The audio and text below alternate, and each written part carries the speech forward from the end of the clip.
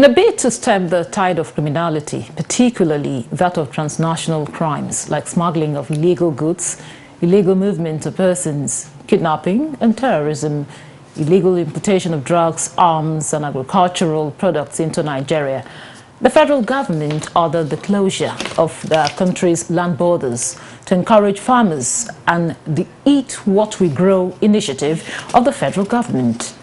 In the meantime, to enhance bilateral relations with Benin Republic after the opening of some strategic borders in 2020, the Nigerian government on Tuesday, 12th of September 2023, announced that Nigerian importers willing to use the ports in Cotonou can do so now because there will be an opportunity for them to pay duties on goods that are liable for payment. How is this development an advantage to Nigeria? And what are the other bilateral agreements embedded in this agreement? These are some of the issues that we will be discussing as we examine the topic Nigeria-Benin bilateral trade, matters arising on Nigerian-bound goods. Welcome to Nigeria Today. I am your carrier, Clinton.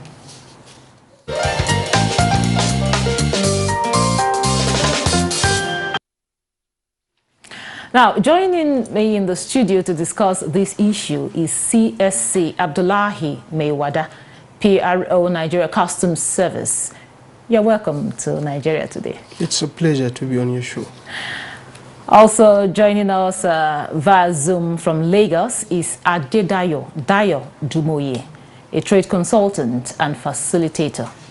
It's a pleasure to have you with us on the program. Thank you very much. It's my pleasure to join you in this program. I am elated to be here. Thank you. All right, I'll start with you, Abdullahi. Tell us all about this agreement with the Benin Republic. Let me start by making some clarification about the agreement that took place yesterday on the 12th of September 2023. If we recall that the President, Commander-in-Chief of Armed Forces, Federal Republic of Nigeria, appointed CGC in acting capacity Bashir Adewale Adeni on the 19th of June 2023. And part of the policy thrust of the CGC is on three stands. Let me use this stand because a tripod sits on three stands. On one, collaboration, consolidation, and also innovation. Those are the three policy thrusts of the Acting Comptroller General of Customs. And the first thing he did is to embark on extensive consultation both within Nigeria and abroad. Fortunately, he was appointed while attending the WCO policy meeting taking place in Brussels. So it was an opportunity for him to consolidate, have discussions on the way forward in terms of trade, improvement, trade facilitation, as well as revenue collection. Now he moved around Lagos, interacted with stakeholders, major stakeholders in Lagos, and also customs formations. And on this note, he visited the Benin Republic on the 24th of July 2023, barely a month after his appointment. And there was a kind of very, very extensive engagement with the administration in Benin Republic. It was a very wonderful engagement, and some issues were brought up during that engagement. We brought in stakeholders, there are engagement, and they mentioned some of their concerns on what they think the system needs to do to improve in trade between the two countries. It's a two-way, it's not one-sided. So based on that, some issues were highlighted, such as the issues of excessive adherence to the ETLS, ECOWAS ETLS, that is ETLS ECOWAS scheme, which has to do with liberalization scheme, that has to do with movement of goods and services within the ECOWAS countries. The issue of charges on transit goods, the issues of the issue you mentioned that has to do with facilitation of laissez-passer between the two countries, and the issue of harmonizing the list of products that are prohibited within those two countries. Then the major issue which I need to clarify is that it is a process that has been kick-started that has to do with the process of clearing your goods that are destined for Nigeria or destined for Cotonou, for Benin Republic. It's a two-way something. So the process have started yesterday, and we hope part of the submission of the technical committee that discuss all this issue is that we are hopeful that this will be implemented by the January 2024. However, a technical committee will be set up to look at how we are going to achieve this, because you need a lot of a kind of intervention, interlink between the two systems, Nigerian system and also the Benin system, to be able to co-opt it. There will be a kind of interoperability of those systems, so that you can clear your goods that are bound for Nigeria or the goods in Nigerian seaport that are bound for Benin Republic. So the technical committee will commence on the 24th of September 2023. We set up to look into how the feasibility and realizing this noble objective. Okay, clearing goods that are bound for Nigeria, like clearing in their own ports. You're talking about now, talking about clearing goods from their own ports, goods that are bound for Nigeria. In summary, it's kind of development of framework for customs clearance of Nigerian-bound goods at the port of Cotonou and vice versa. I don't know whether you understand. Yeah, I get it now. It's a framework that will be developed on how to clear your goods that are in Cotonou port and they are bound to be in Nigeria, or how to clear your goods in Nigerian port and bound to be meant for Benin Republic. Okay. Those are the two frameworks that we are working on, and it's sure the implementation is proposed to start in 2024, by January 2024. Now the technical committee need to sit down, the ICT unit of the Nigeria Customs Service and that of Benin need to sit down and create links, interface between those two systems. If you recall earlier, there was a time we decided to do what we call interconnectivity, because the joint border post we have in Semikraka border is the essence of that joint border post is to have interconnectivity between the two systems. It's a model that ensures trade facilitation, whereby two systems come together and there will be seamless movement of goods in and out of those two countries. Okay. Now, Adedayo, Mr. Adedayo, now how can these, or how will these help the Nigerian economy, or what impact will it have on the Nigerian economy? Great. Thank you. It's my pleasure to be here once again.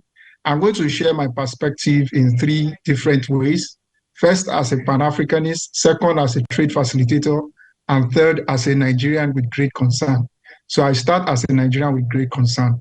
I belong to a group, African Private Policy, African Customs Policy Network, and immediately I shared this news. There were so many back and forth talk around concerns. Is this good for Nigeria? Why is Nigeria borrowing port administration and terminal usage in Cotonou when we could have been doing it by ourselves? All those concerns were raised.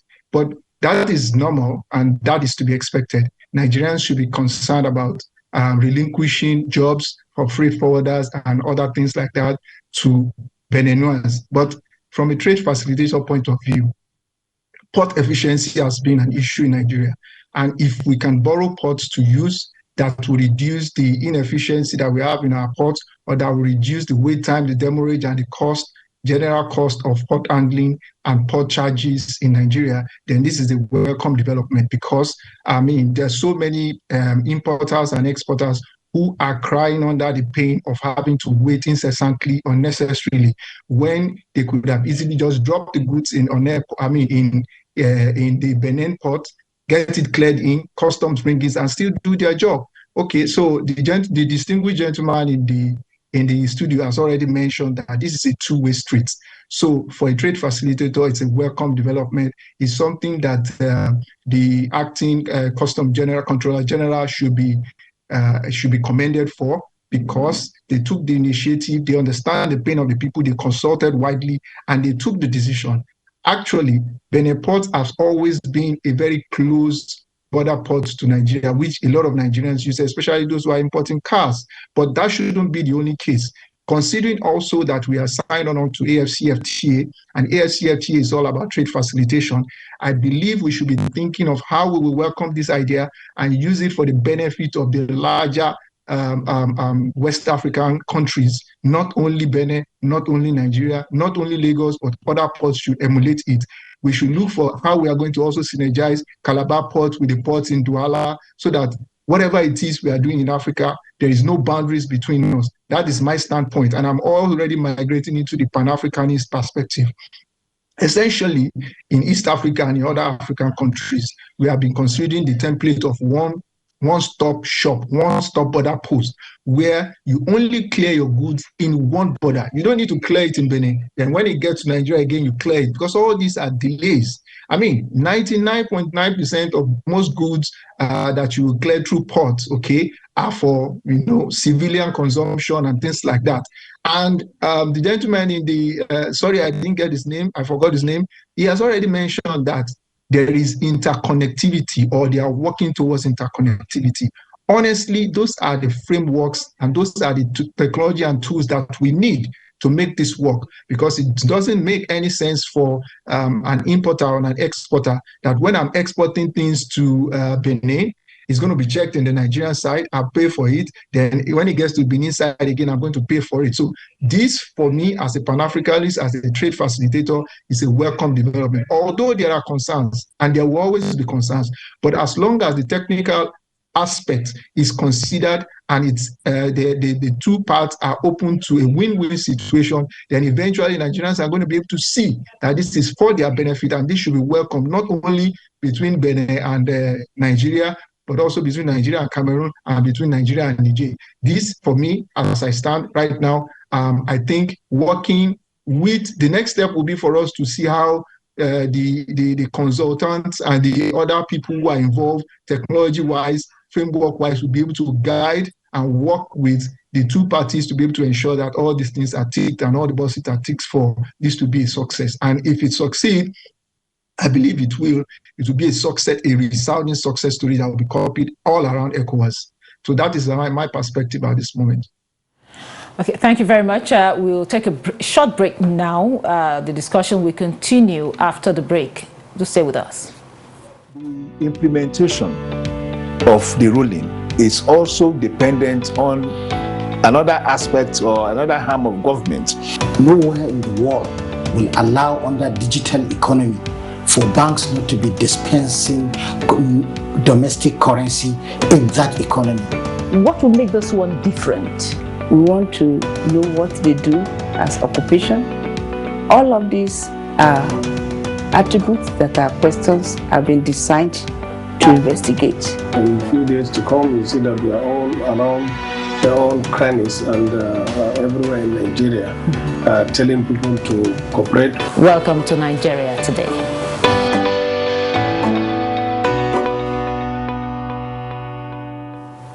Welcome back. This is still Nigeria Today, and we are talking about Nigeria-Benin bilateral trade matters arising. Of course, my guests are still here with me, a gentleman in the studio, and of course, another one via Zoom. Now, Abdullah, you heard what some of the issues he raised there. Now, are we actually borrowing ports now? I think the context of using the word borrowing ports depends on the context of the user. And we can see it from different prisms. I see it as a trade facilitation tool, because part of the issues that have been discussed during this deliberation, the point to raise is the issue of transit. Now, there are international procedures for transit of goods. Goods can be imported via Cotonou Port, but destined for Nigeria. With it, there are international protocols required for transit. You are not expected to unseal the containers. They are supposed to be conveyed in the same way they were brought into the country, and so many other things. So part of the recommendations by Nigeria is integrating Nigeria into what we call interconnected system for management of goods in transit. Now, Benin Republic has that we call the SIGMAT. So Nigeria is not there, but we are working towards connecting Nigeria into that system, that SIGMAT system, because as I'm talking to you, Benin Republic is there, Burkina Faso is there, Cote d'Ivoire is there, Ghana is there, Guinea is there, Mali is there, Niger is there, Senegal and Togo. So part of the request, because is a two-way recommendation, they bring in their demand, we bring in our demand, and we'll sit down and reconcile. That's what we call negotiation. And this negotiation is in the interest of both nations. How can we prosper in terms of trade? So I think transit, part of this is what they do is sometimes is you transit, bring goods, transload into another system, which is not part of the requirement. And charging duty on transit goods, those are some of the issues that were raised during the discussion. And those are points that each administration will work on. For instance, the Beniners talk about the flow of checkpoints across Lagos-Abidjan corridor, firstly from Lagos Mile 2 to Semekrake. And on this note, the CGC, part of his point, has decided that some of these checkpoints relating to customs should be collapsed for strategic reasons. Secondly, he met with the Inspector General of Police and requested that he should also do the same with the police within that corridor. And the Inspector General of Police was so proactive. He visited unannounced and he did a raid on that area. So they made their request, we also made some of our requests, and we arrived at a consensus. Okay, now I will bring in Adedayo here. Adedayo, you mentioned that there were some concerns when this matter came up. Some Nigerians actually raised some concerns. So what are these concerns? To the point, the concerns are Nigeria has our own ports, like 6 ports. Correct me if I'm wrong. If Nigeria has 6 ports and we also have the biggest port in West Africa or maybe globally, I don't know, the Lekki Deep Sea Port, why should we be using, that's why I use the borough and I use the word lightly, why should we be considering using the Benin Port when we have all of this? We have our challenges, we have our concerns. Another challenge, another concern that they have is that in using those ports, okay, are we not transferring jobs to Benin Republic when Nigerians are already looking for jobs? Are we not taking jobs away from Nigerians and giving it to Beninois? Why is our port not efficient? Why is it that we cannot activate either the Calabar port or the Warri port to use? Why use this? Then the myriad problem and the recurring problem of Nigerian port interconnectivity, as he has mentioned, with roads, with rails, is always there. So those are the concerns that they have, that by the time Nigeria becomes so dependent on these Benin ports, what becomes of us if, just the same way we did, we closed our border for the reasons best known to us, they decide that they're going to close their border. Then we are back to square one. But all those concerns must be taken into consideration as this framework is being built. There must be a bilateral agreement that would ensure that all of these things are de-risked. Then also, it is very, very important that they mention transit and transmodal translation of goods and services from one port to another. It is very, very important that Nigeria as a country does not remain an island, and we shouldn't exclude ourselves from what is being practiced, especially considering the fact that most of our neighbors, all of our neighbors are French speaking. So it is important that whatever it is they are doing, whatever they are tying into, we tie into it as well, because they see us as big brothers, and we must live up to that to be able to tie into this and make sure that when we are doing so, we negotiate a win-win. So those are some of the concerns, and I believe, I don't want to jump the gun, I believe that as this technical committee is working, they will consider this. They are well aware of this because they have done far and wide consultation. And as they are solving the problems, they will be carrying Nigerians along to allay their fears from all of these concerns that have been raised. Okay. Now, you had some of the concerns he raised. In summary, will it not lead to the neglect of our ports? I think we need to go and check the trade data and look at the quantum of goods coming into Nigeria through our ports. Then I think we can't even talk about Cotonou port, taking over the jobs of importation in Nigeria. We have bulk importations. We have even the Lekki Deep Sea Blue Port that is coming, seaport that is coming up, has started, and it's expected to be a transshipment hub. So, and I remember we visited the executive governor of Lagos State, and he talked about the Badagry port that is also coming on. So, from the eastern and western planks, you are seeing ports all over. So, if you see the quantum of trade, the revenue collection, the quantum of trade coming into Nigeria through Apapa, Tinkan, through PTML, through One Port, through Area 1 Port Harcourt Port, I think you wouldn't say Benin Port is taking over the trade in Nigeria. It's just about trade facilitation. It's about collaboration. It's about being the big brothers we are being called. And I think we have reignited that trust between us. And part of those issues they have raised is relationship with even the border communities.